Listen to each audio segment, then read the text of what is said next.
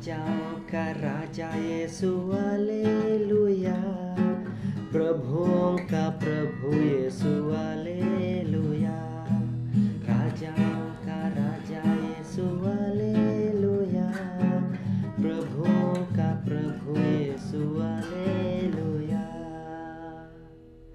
सबों को जय यीशु और खुश खुश ख्रिस्त राजा पर्व। आज माता कलीसिया ख्रिस्त राजा का पर्व मनाती है। प्रभु यीशु ख्रिस्त हम लोगों के राजा हैं।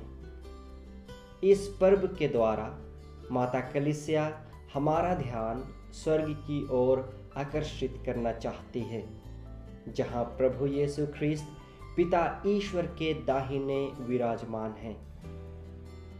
साधारणतः राजा शब्द सुनते ही हमारे मानस पटल में महलों, सेनाओं और शान शौकत दृश्य नजर आने लगते हैं, लेकिन हमारे राजा सांसारिक राजा से भिन्न हैं। महलों को छोड़ उनका जन्म गौशाला में हुआ। सोने के मुकुट के स्थान पर वे क्रूस रूपी सिंहासन पर कांटों का ताज पहनकर विराजमान होते हैं।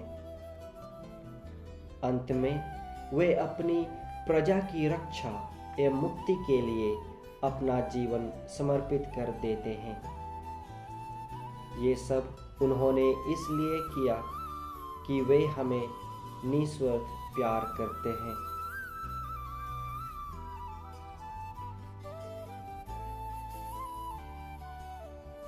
जब हमारे प्रभु यीशु ने 5 रोटियों और 2 मछलियों से 5000 लोगों को भोजन कराया, तो लोग उन्हें राजा बनाना चाहते थे, लेकिन यीशु इसे स्वीकार नहीं करते हैं। पिलातुस यीशु को बहुत सारे सवाल पूछते हैं। उनमें से एक है, क्या तुम राजा हो?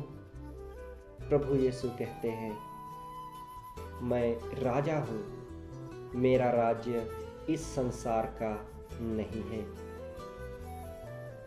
प्रभु यीशु एक ऐसे राज्य के राजा हैं जो इस संसार का नहीं है। उनका राज्य स्वर्ग का राज्य है।